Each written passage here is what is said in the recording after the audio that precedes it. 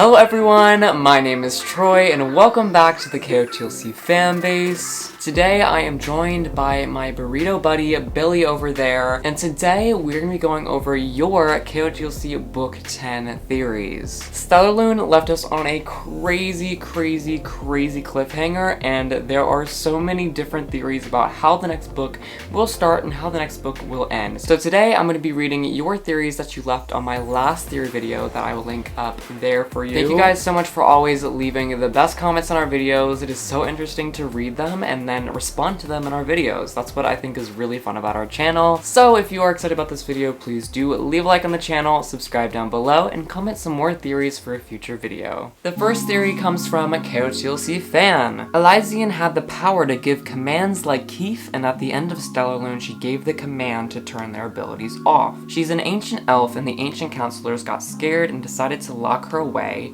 and now it's a forgotten secret in a cache. Lady Gisela found out about this mysterious power and tried to give Keefe the same ability. Elizian might also be a Vacker, and it could be one of the ancient scandals in their history, because that would explain why they have so much power. That would be so interesting if that's what the Vacker legacy means. I think it's interesting that you say Elizian is a forgotten secret, because that is very plausible. Just with Vespera, she could also be tucked away in one of those caches, and she could have been banished, but now she's come back. I wonder if Elizian did something to get these powers, or if they were come naturally, because that is really interesting. I mean, Lady Gisela found out how to get Keefe these powers. I wonder why she doesn't do it on herself, or like I wonder if Elizian was able to find a way to do it to herself. There's just so many questions going on in my head, but thank you so much for this amazing theory. The next theory is from Harpy SL Sharpie. Hey KotLC Fanbase, I have a theory about Elizian. What if Elizian had some ties to the council, more specifically when Bronte first started? What if one of Bronte's secrets was that Elizian used to be a councillor? She would have started off with a small ability like empath like Keefe, but then soon developed abilities too powerful for the elves. She was sent away or exiled because of this, and either one of two things could have happened.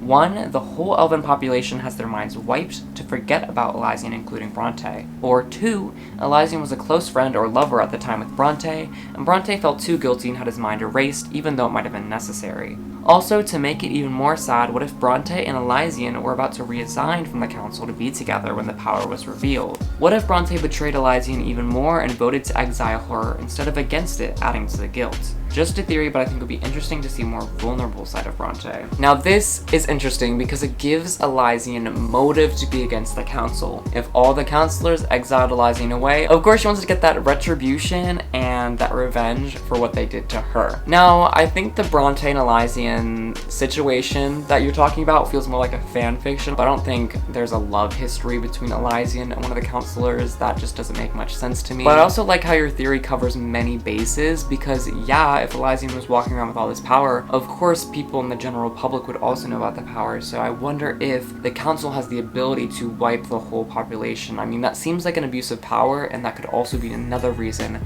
why the Black Swan and the Neverseen to work together to make the Lost Cities a better place and kind of take the councillors down a step, because they are definitely overstepping their power if they are making everyone get their mind washed. Some interesting things to think about, so thank you for bringing this to our comment section. Okay, so you know how Sophie's emotions can be read without touching her by Lord Cassius and Keefe? What if either one, her father is related to the Sencens and that's why they can sense her emotions better, or two, a Sencen, maybe Lady Gisela, genetically altered Sophie to where her son Keefe could feel her emotions from afar to give him some sort of advantage when Lady Gisela makes him obedient, and when he goes through all phases of Stellarlune and unlocks his legacy. This one's a bit strange because it could be possible, but I also don't like the idea of Sophie being related to Keefe, because if Sophie's dad is related to, you know, Keefe's dad, that kind of makes like Sophie and Keefe cousins, and that's another Sophie and Dex situation that we want to steer clear away from. But your second part, that Lady Gisela could be altering Keefe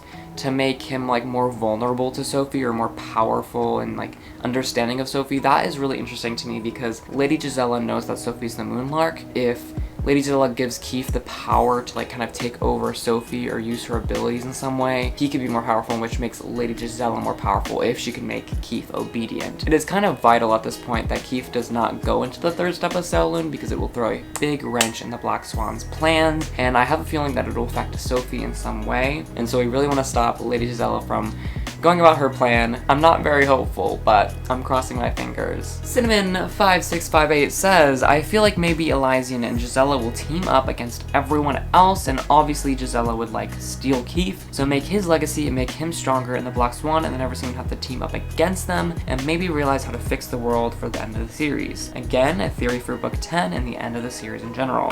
This was a chaotic theory, but I love it. Lady Gisela, Elizian can make a power duo. They're going after the same thing. I feel like this could also kind of expose more cracks within the elven society. Like Lady Gisela and Elizian could kind of have that, like, you know, conversation about how bad the Lost Cities is and kind of make it clear about what they want to change. Obviously not in the correct way, because stealing other people's abilities and like testing on your kids, that's not a good thing. But if they're able to make it known what are the issues within the Lost Cities that need to be fixed, Sophie and the Black Swan and maybe even the Neverseen can go about them in a more peaceful route. Frostbite1994, I have two theories about who Elizian is that are pretty far-fetched. One, did they ever tell us what powers the elves' abilities? Because what if it is the prime sources? The prime sources are what gives the elves the ability to control things for their ability. Think of it as a power source.